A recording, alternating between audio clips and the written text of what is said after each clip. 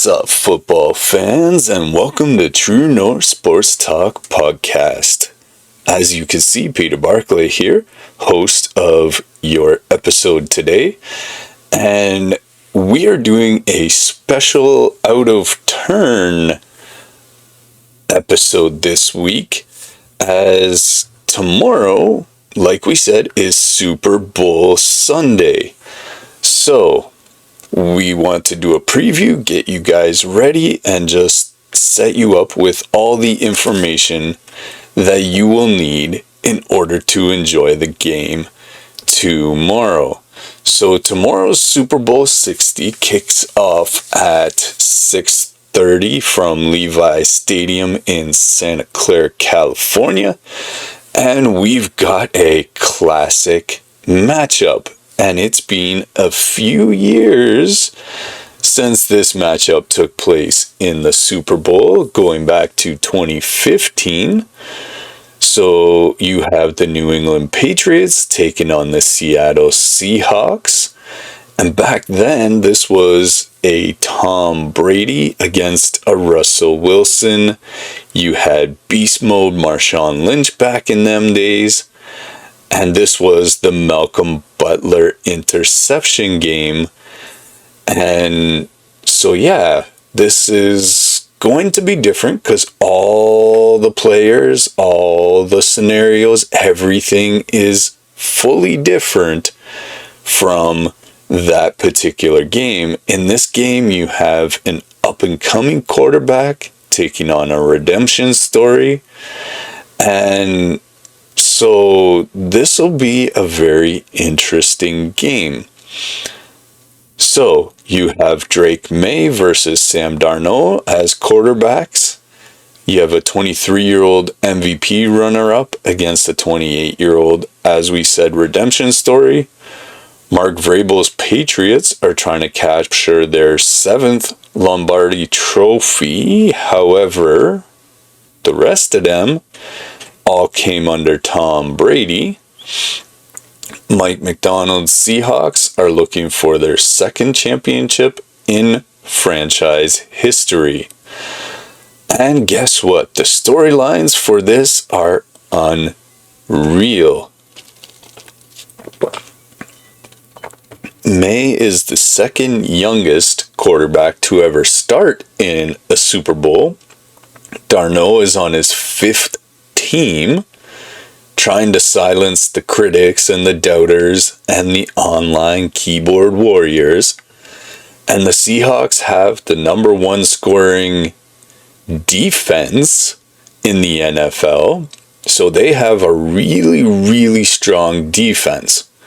The Patriots are 4.5-point underdogs from the folks in Vegas for the first time in years, and that is because all those other years again had some guy named Tom Brady. Now, we have another storyline that is somewhat unrelated to the football itself, and we are going to talk a little bit about it, but we're not here to throw shade on anyone or be negative. We're just here to be positive about these things. So tomorrow we are going to experience for the first time in Super Bowl history 2 options for a halftime show. And to me, that's encouraging. That's actually a good thing, because it means everyone has the opportunity to enjoy something of their own liking. Not everyone likes the halftime show at every Super Bowl, so variety isn't a bad thing. So we're going to talk about that. You have the official halftime show featuring Bad Bunny on the Apple Music halftime show on NBC. And then you have Turning Point USA. Now, if that sounds familiar to you all in any way, shape, or form, that is the organization founded by one Charlie Kirk. And they are presenting the All-American Halftime Show, and they are featuring Kid Rock, Brantley Gilbert, who put out a statement regarding this yesterday, Lee Bryce, and Gabby Barrett. They are airing on multiple networks, and they will be airing at the same time as the NBC halftime show. So today we're going to talk about all of it. We're going to break down the game. We're going to break down the halftime show. We're going to start with Drake Maye's incredible story. We're going to talk about Sam Darnold's redemption arc. We'll cover the key matchups, the possible predictions or outcomes, although y'all know by now I hate predictions. And then we're going to close out with the halftime show. And we're going to talk about why it matters, even though we just mentioned it. So this show is going to be loaded. You don't want to miss it.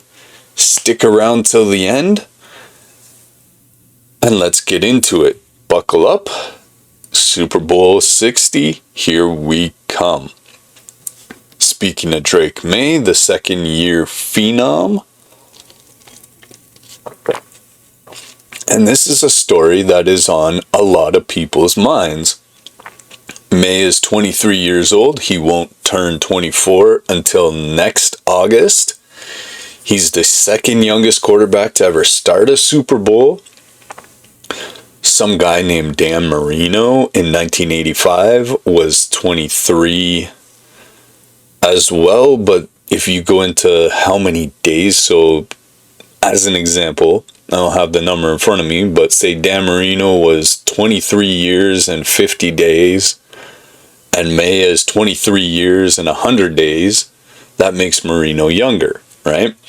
So in 1985, Marino was younger. If Maye wins tomorrow, and back in 85, Marino did not win, he'll become the youngest quarterback to ever actually win a Super Bowl. Guys like Patrick Mahomes, Tom Brady, Peyton Manning, Eli Manning, Warren Moon, you want to go back a ways, Dan Marino. None of these legendary quarterbacks have done what Drake Maye can potentially do tomorrow. So let that sink in. In his second season, Drake Maye has led the Patriots, who weren't expected to necessarily even make the playoffs, much less be in the Super Bowl, to a 14-3 regular season record, the AFC Championship, and then now they are in the Super Bowl. For a second-year quarterback, that is insane. It shows a tremendous amount of maturity and football IQ from a very, very young man. So, let's talk about his regular season, because it was nothing short of historic. And again, think of those quarterbacks that I just named. I could name more. Doug Flutie, Michael Vick, Cam Newton, dare I say Colin Kaepernick, Joe Montana, Jeff Garcia.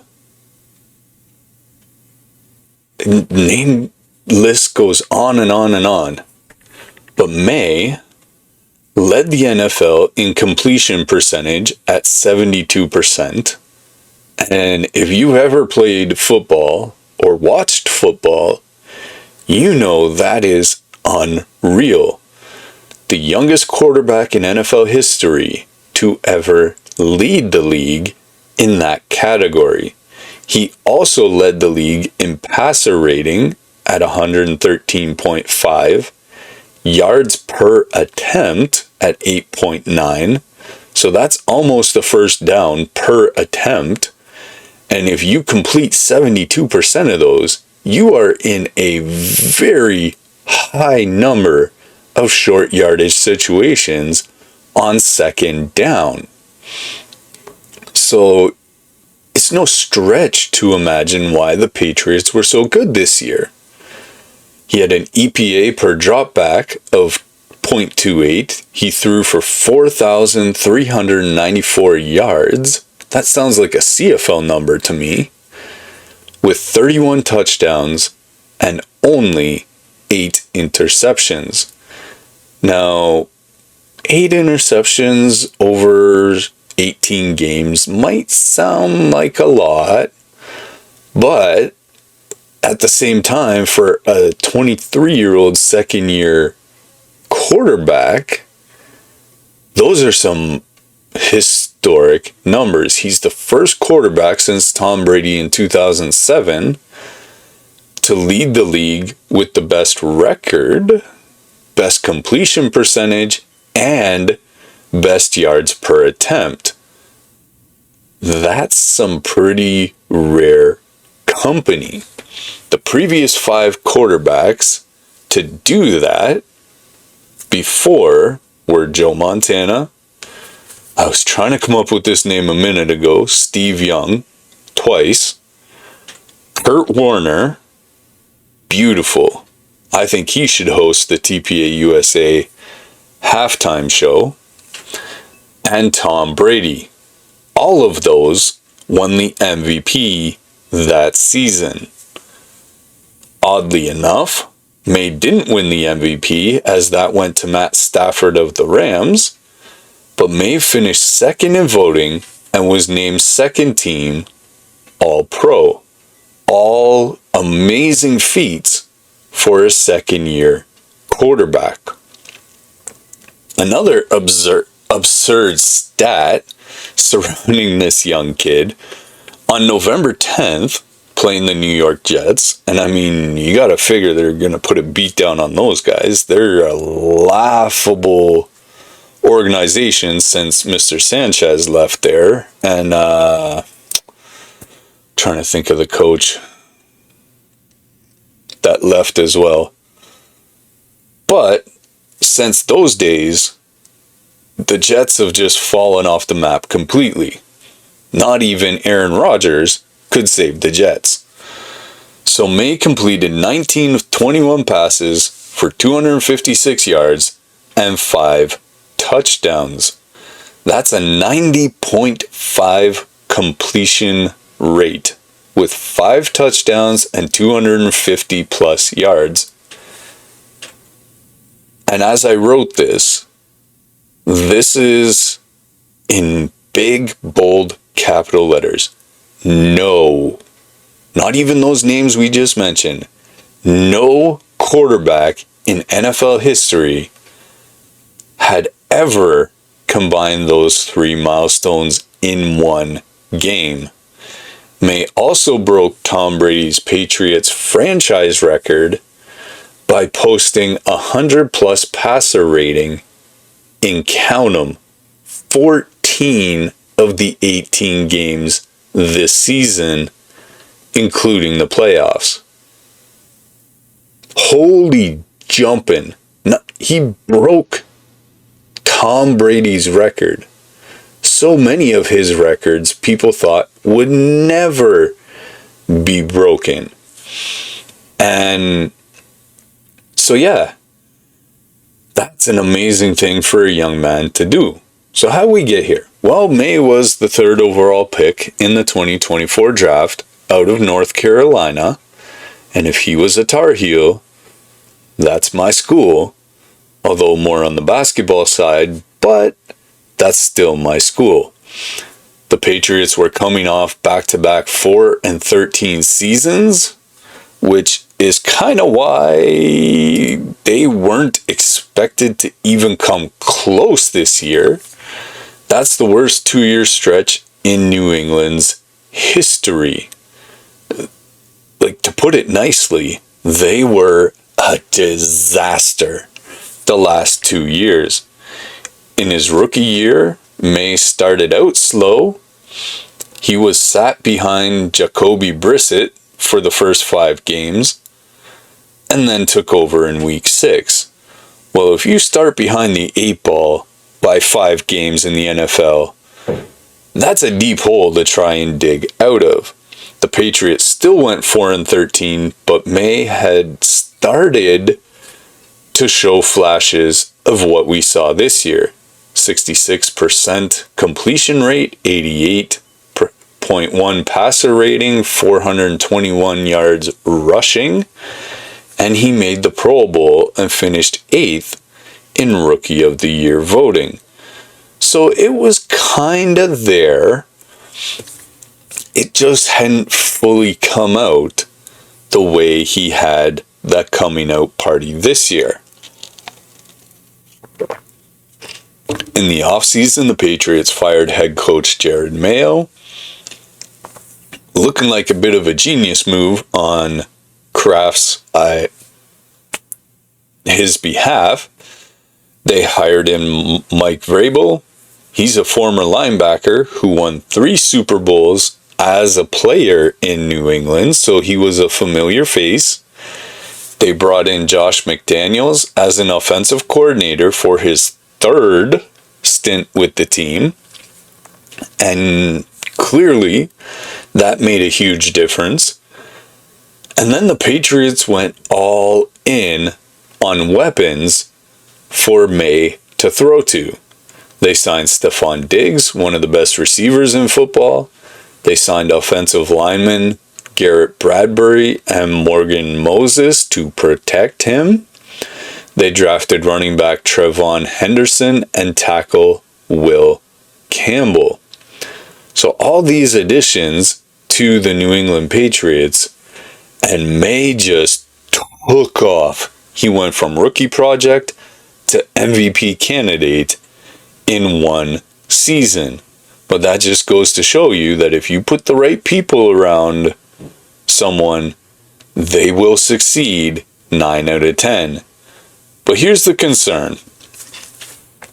In the playoffs, Maye has struggled a little bit, as you know, the intensity, the atmosphere, everything just gets jacked up to like 200% of a regular season game. So in 3 playoff games, Maye's had a 67.3 passer rating. That's half of his regular season number. He's had 5 interceptions and 7 sacks. That's not all on him. The 7 sacks, the 5 interceptions means that his offensive line isn't protecting him the way they were during the regular season. In the playoffs, he's averaging 187 passing yards per game, and in the AFC Championship against Denver, he completed 11 of 24 passes for 137 yards. There were no touchdowns and 1 interception. The Patriots won 10-7 in a snow game, where, as you might imagine, the defense carried the day. Now, there are reasons for that. Maye suffered a shoulder injury in the Denver game. The weather in both the divisional round and the AFC Championship was brutal. As you may be aware this winter so far, we've had one of those winters where the snow is just not letting up. The cold has been unusual, even for this time of year. The temperatures just don't lend to a good football game. So thankfully, this Super Bowl is in California. Both teams get warm weather, and it will help immensely. The Patriots face 2 of the best defenses in the NFL in the playoffs in Houston and Denver. But still, the questions are legit. They are real. can Maye perform on the biggest stage against arguably the best defense in the entire league, or will those playoff struggles continue? And we'll find out tomorrow whether or not the weather was the deciding factor in those playoff performances. We'll see how Maye's shoulder holds up. He's already exceeded all expectations just by getting there. And whether he wins or loses, the Patriots' future is looking very bright with this young man at quarterback. All right, switching gears now. Uno momento. Sam Darnold, the ultimate redemption story. Let's talk about it, because this is one of the greatest redemption stories in NFL history. Darnold's 28 years old. He turns 29 in June, and he's been in the league for 8 seasons. Now, as a quarterback, it's a lot easier to last 8 seasons, but when the average career is like 2, maybe 3, the fact that he's stuck around this long, and this being his 5th team, and he's finally in the Super Bowl, that's a pretty amazing journey. Stuff that Hollywood would love to make a movie about, I'm sure. So let's take a look at his journey, because it is completely wild how he went from 3rd overall pick in the 2018 draft out of USC. Sadly for him, the New York Jets selected him, hoping he'd be their franchise quarterback. But as you can imagine, being on the New York Jets, it's kind of like it's been being on the Cleveland Browns over the last 10 years or so. It was a nightmare. So in 3 seasons with the Jets, Darnold went 13-25 as a starter, threw 45 touchdowns, 39 interceptions. Gosh, that's awful. He was sacked 79 times, and that tells you about the front line as much as it does about him being sacked that many times. The Jets had terrible coaching, a bad offensive line, which we just mentioned, and no weapons to throw to. Darnold infamously said he was seeing ghosts during a Monday Night Football blowout loss to the Patriots. And that's just not a good thing to hear from your starting quarterback. Now you have to imagine, and we saw this a bit with Johnny Manziel back in the day. Johnny's come a long way from where he was. But you think about this, is that you bring a young man into a horrible situation, and you have to think his confidence was shot. And it's taken a long time to regain that. In 2021, after those 3 abysmal seasons with the Jets and those confidence-eroding seasons, the Jets traded Darnold to the Carolina Panthers. That's kind of like a minor, like here's the Jets, here's the Panthers. That's not much of a step up. He started 11 games, went 4-7, and he was benched. Carolina didn't pick up his 5th-year option, so in 2022, Darnold signed with San Francisco as a backup. He never even got to play in that season, even though he was there. He signed with the Vikings in 2024 to back up Kirk Cousins. Then Cousins got injured and Darnold had to step in. He went 11-5 as a starter, so it appears that with a decent front line in front of him and some confidence given to him, He threw for 3,900 yards and 29 touchdowns, and he actually made the Pro Bowl that year. The Vikings lost in the wild card round to the Rams, and Darnold threw 2 interceptions in that loss. It was brutal, and Viking fans blamed him. Funny how that happens, even though it's a team game.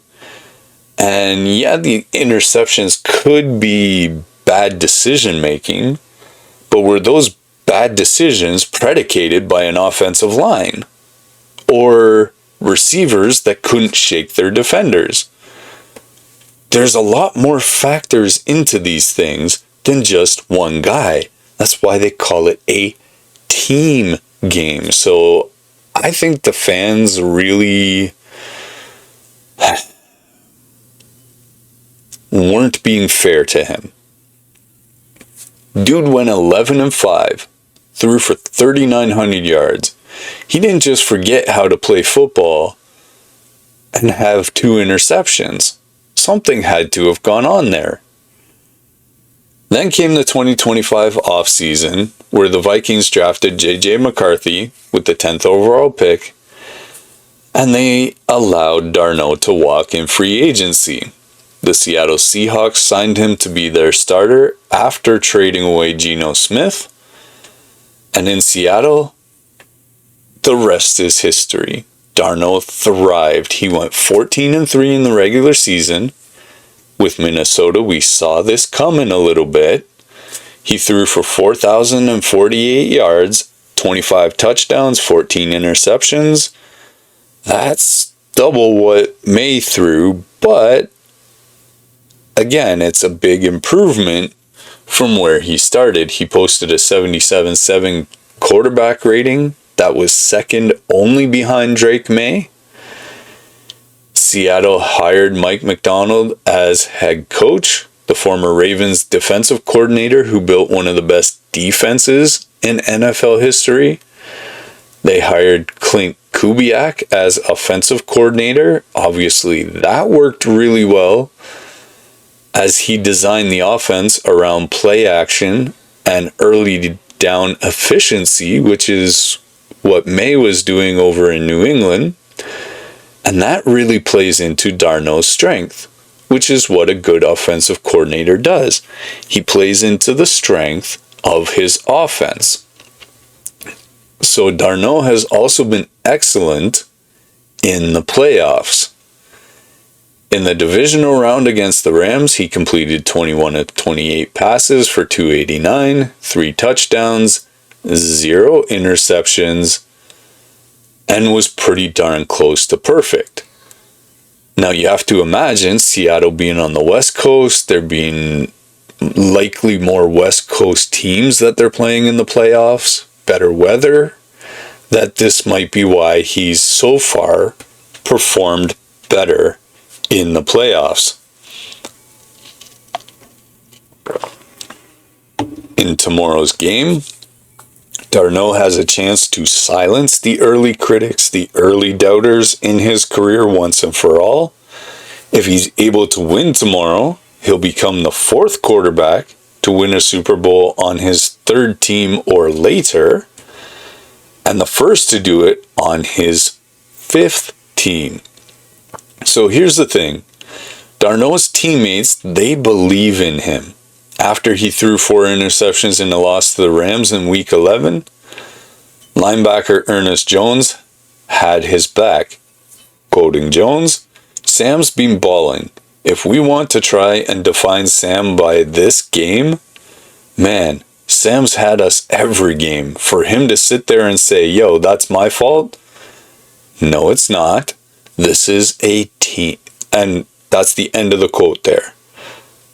The "no, it's not" is the end of the quote.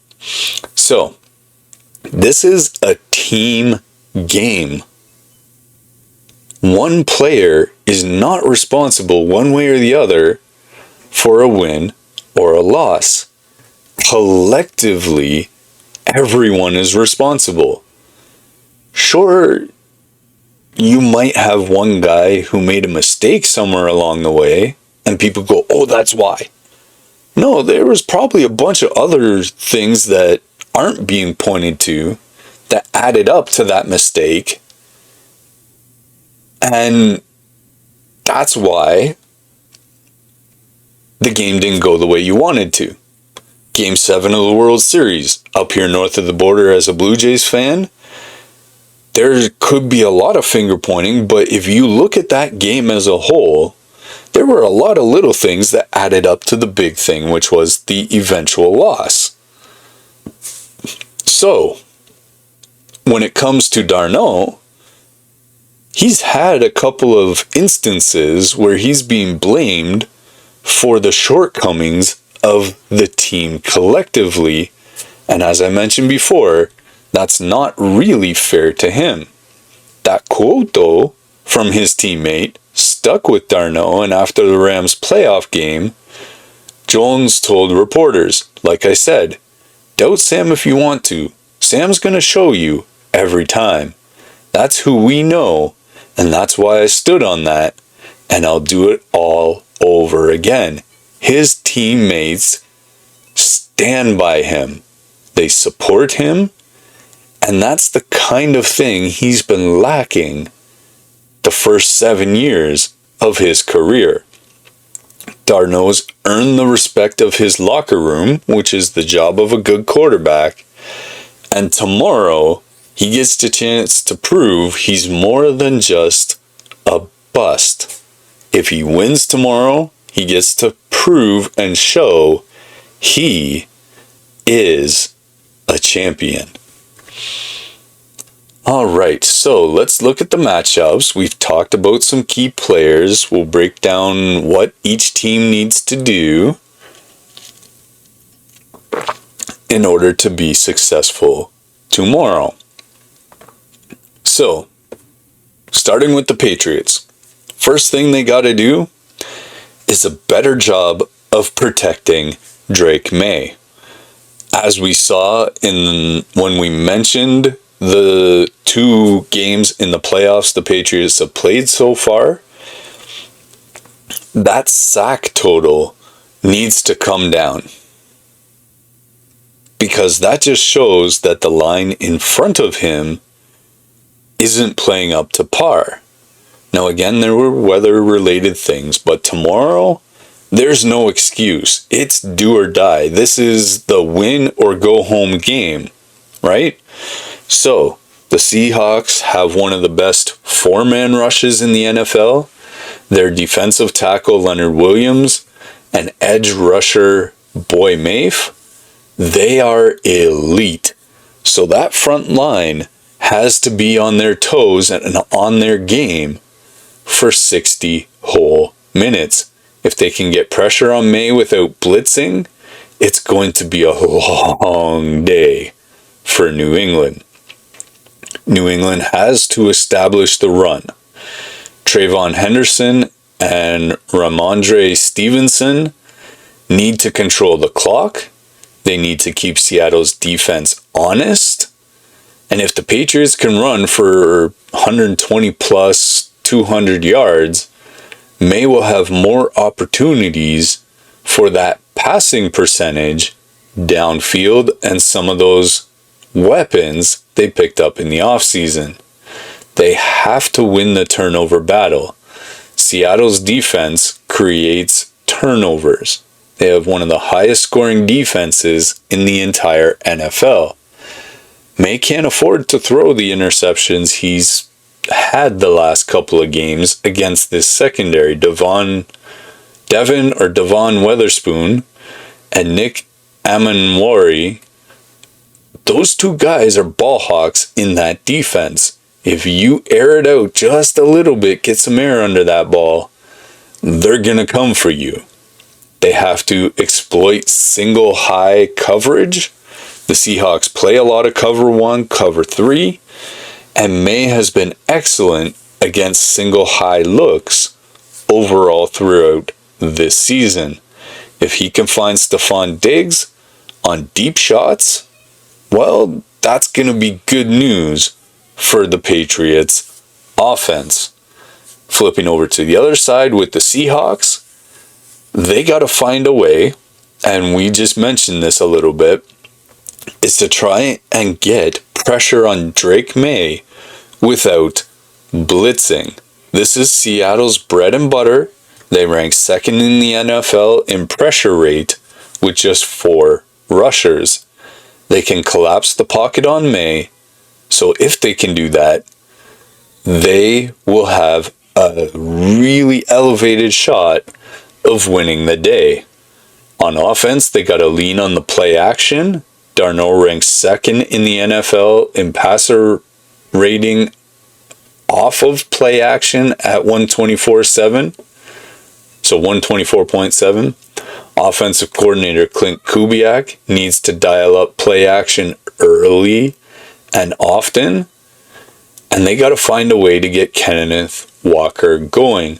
Walker rushed for 116 yards and 3 touchdowns in the divisional round against the 49ers. If they can establish the run, it opens up the play action and everything else for Darnold. Doesn't matter what team you are, this is huge. You have to take care of the football. Darnold threw 4 interceptions in one game this season. It was only one game, but you can't have that game tomorrow.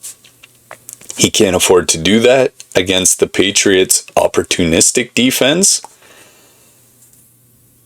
And if you do, you're going to find the ball in your end zone without the offense ever touching the field. But again, that's every team. If New England doesn't take care of the ball, they're going to find Seattle's defense in their end zone too. So this particular take, that goes both ways and for both teams. Now, for all you bettors out there, and the Super Bowl is probably one of the biggest things that people bet on throughout the year. The Seahawks are favored by a 4.5 points. The over-under is 45.5.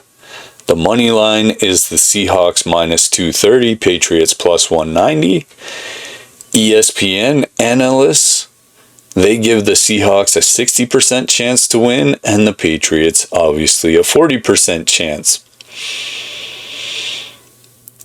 I think this game has potential to be a 10-7, maybe even a 7-3 type game where these defenses are super good.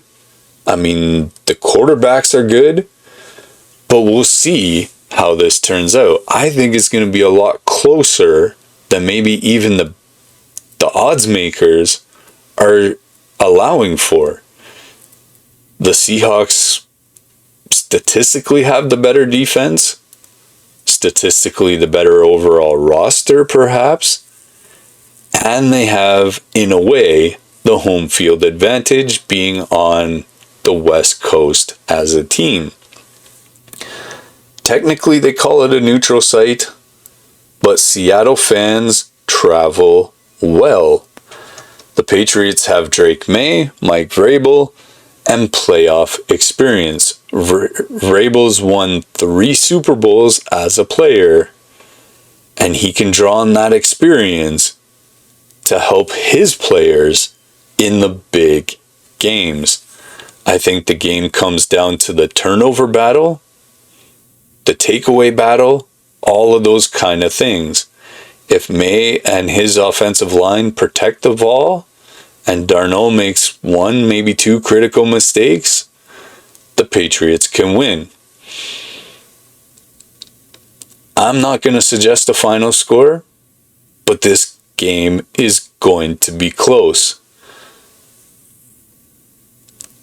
Perhaps Seattle will win based on the redemption factor, the defense factor, because they say defense wins championships. But time will tell. There's a reason they made the movie called Any Given Sunday.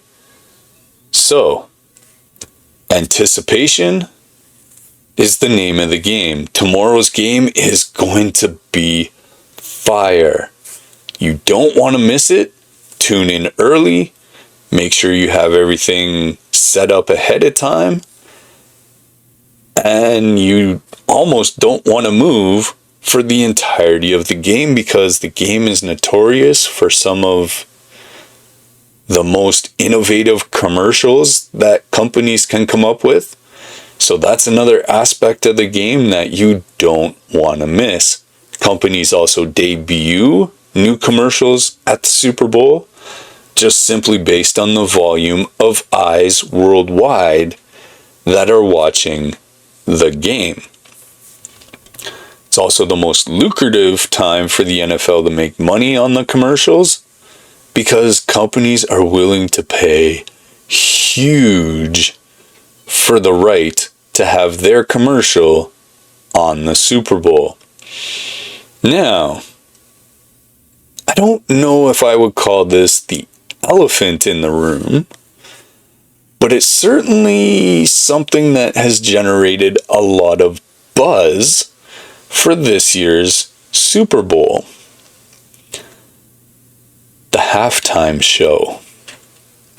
Now, sadly, the world is in a lot of ways divided along partisan lines. This halftime show, and the fact that there's two of them, some would say, is an attempt at dividing. No, I don't think so. That's not why you have a halftime show. But there are a lot of people out there who prefer a different form of entertainment at halftime. And so why not have variety? It's a positive thing. So what are we talking about here? Well, you have Apple Music's halftime show on NBC featuring Bad Bunny. Now, for any of you who don't know who that is a Spanish-American singer. He's been involved in wrestling shows. He is one of the biggest names in Spanish music right now at this time. But he's also very outspoken in certain points of view. On the other side of that, you have Turning Point USA. Again, this is an alternative option at halftime. You have Kid Rock, Brantley Gilbert, Lee Brice, Gabby Barrett, and this show will be aired on Trinity Broadcasting Network, so TBN, One American News Network, Real America's Voice, The Daily Wire. It'll be on Rumble and TPUSA's social media channels. It starts at 7:30 p.m. in the Eastern Time and goes about 30 minutes before kickoff and runs through halftime. Now, again, this is meant to come from a positive perspective because I think there is a lot to appreciate here. First, let's acknowledge the obvious. This show was created in response to Bad Bunny being selected as the official halftime performer. Bad Bunny is a Puerto Rican artist who sings primarily in Spanish. He is massively popular. He just won a Grammy for Album of the Year. But on the other side of things, he has been very controversial in his takes. There are a ton of people, obviously, that love Bad Bunny. Some people don't. And Turning Point USA decided to offer an alternative for families who are looking for something different. Now, if you've been paying attention to some halftime shows or opening ceremonies in certain events over the last few years, sadly they've become too political. So the positive here is that TPUSA is offering an alternative that isn't meant to be that. It's just entertainers looking to entertain without a message. So hopefully those artists that we mentioned, when they take the stage tomorrow night, aren't there to soapbox. Hopefully, they're just there for the opportunity to play a show. Now, Brantley Gilbert, as I said, he put out a statement yesterday. And he basically said that it's been since about the 90s since a country artist got to play the halftime show at the Super Bowl. He was presented the opportunity by TPUSA, and he said he just wanted the opportunity for his kids to see him play the Super Bowl halftime show. That is positive messaging. He just did it for his kids. So I think that's something different. It's a positive message to the fan base. This is not about anything but enjoying it as a family. Now, a spokesperson for TPUSA said the All-American Halftime Show is an opportunity for all Americans to enjoy a halftime show, as mentioned, with no agenda other than to celebrate faith, family, and freedom. So if that's your thing, watch the TPUSA halftime show. If it's not your thing, feel free to tune in to the Bad Bunny show. It's beautiful, isn't it? Everyone has an opportunity for something they enjoy. That's a positive thing. He continues, we set out to provide an entertainment option that will be fun, has excellent artists, that's exciting for the entire family, and while millions are gathered together for the big game, I think that's a fair statement. Again, if you don't want to watch Bad Bunny, you have an option. If you do, go watch. It's beautiful. It's a good thing. You should have the option. Let's talk about the artists. Kid Rock obviously being the headliner, and love him or hate him, you know Kid Rock knows how to put on a show. I remember when Kid Rock first came out. Crazy that he's still performing after 30 years or more. He's headlining the massive Rock Country Festival this summer, so you're going to have even more chance to see him as the year progresses. And he has a huge following. Brantley Gilbert is a country star that, again, I remember when he first came out, he's been performing professionally since 2007, released his debut album in 2009, and has multiple platinum records. That statement I mentioned that Gilbert put out, he said, I'm not playing a show to be divisive. I was offered the opportunity, and imagine my kids watching their daddy perform at halftime during the biggest game in American football.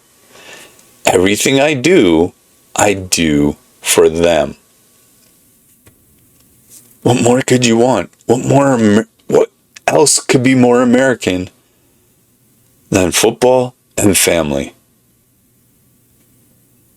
I challenge you. What's more American than that? Really? Lee Brice is another country star who's got multiple hits. He specifically cited the memory of Charlie Kirk, who, again, 9/10, we know what happened. Brice said Charlie Kirk wanted everybody to have a microphone. Doesn't matter what side of the aisle you're from, what your ideology is. freedom of speech is huge. So, going back to what Bryce said, Charlie Kirk wanted everyone to have a microphone. This is a celebration of what he believed in and what he brought to the table. I'm proud to be an American, and I'm excited that I get to go play music. So again, another artist saying it's just about the music. It's not about anything else. Gabby Barrett's a rising country star who finished third on American Idol in 2018. She's had multiple number one hits and has a strong fan base. These are legit artists. They're not political operatives, and they're just musicians who were offered a platform and accepted it. It's beautiful. There's nothing wrong with it. Country music and the Super Bowl. Did you know that it's been 32 years since country music was featured at the Super Bowl halftime show? 1994. That's a long time ago. Clint Black, Tanya Tucker, Travis Tritt, and the Judds. I remember all of those artists were the ones who performed. Since then, the NFL has partnered with Rock Nation, live music entertainment strategists, and the halftime shows have been dominated largely by pop, rock, and hip-hop artists. Country music, for whatever the reason, has been completely shut out. Another part of Brantley Gilbert's statement was, "We're celebrating 250 years as a country. It's been more than 20 years since a country artist has been asked to play the Super Bowl halftime show. So why not?" That's a fair criticism, is it not? Country music has a massive fan base, especially amongst football fans. It's one of the most popular genres, especially right now in 2026, and it's been ignored for over 3 decades. So from that perspective, the TPUSA halftime show is giving country music a platform that it hasn't had in years. And that's something positive, worth celebrating. Now, I'm not going to pretend that this event hasn't been, in some spheres, controversial. TPUSA is widely known, rightfully so, as a conservative political organization. Its founder, Charlie Kirk, was, in a good way, a polarizing figure who had critics and people who supported him. Depending on who you were talking to, it would go either way. But that's okay. That's the freedom that America is supposed to stand for. So some people will see this as a political statement. As we've been mentioning all along, it's not. The show is billed as celebrating faith, family, and freedom. There are millions around the world, not just in America, because the Super Bowl is worldwide. There are millions that share those values: faith, family, freedom of speech. Regardless of what side of the aisle you're on, there are people who share those beliefs. If you're someone who values those things and wants to hear country music during halftime, this is the show for you. If you'd rather watch Bad Bunny, I've been saying it all along. That's the beauty of it. If you want to watch him, go right ahead. Nobody is saying you have to pick one or the other. You could even switch back and forth if you really wanted to. You could have one on one screen and one on the other screen. That would be okay too. But the beauty of having the two different halftime shows is the fact that you have a choice. In this case, how could that be a bad thing? You get to decide what you want to watch instead of just having one option. And in a country that values freedom, that can be nothing but a good and positive thing. So, tomorrow at halftime, should I be watching the game? I'll get to have the choice, and so do you. At the end of the day, it's all about the game itself, not the halftime show. As entertaining as the halftime show always is, it's about celebrating football, celebrating families, and coming together with friends as a nation, or as many nations as it's worldwide. So whether you watch Bad Bunny or Kid Rock, we can all agree on one thing. And that is, if you're a Seahawks fan, go Seahawks. If you're a Patriots fan, go Patriots. If you're neither, just enjoy the spectacle of football. All right, y'all. So that's it for our preview of tomorrow's Super Bowl. Tomorrow is Super Bowl 60. Patriots versus Seahawks. Drake Maye versus Sam Darnold. Starting at 6:30 Eastern Time on NBC. Just a quick recap. We've talked about Maye's historic second season, Darnold's incredible redemption story. We've talked key matchups. I shy away from predictions, but we've talked about odds for the bettors out there. And we talked about the halftime show. So this is going to be an incredible game. Relatively speaking, because Darnold is 28, two young quarterbacks, two elite defenses, a rematch 11 years in the making. So tell me, what do you guys think? Jump in the comments, hashtag True North Sports Talk. Who's winning tomorrow? What do you guys think? Patriots or Seahawks? Will Maye become the youngest quarterback to win a Super Bowl, or will Darnold complete the redemption arc? And if you feel you want to, let us know which halftime show you'll be tuning into. Hit us up, let us know in the comments section. And again, hopefully you stuck around this long, but thanks for watching True North Sports Talk podcast. Enjoy the Super Bowl, and we will catch you on the next one.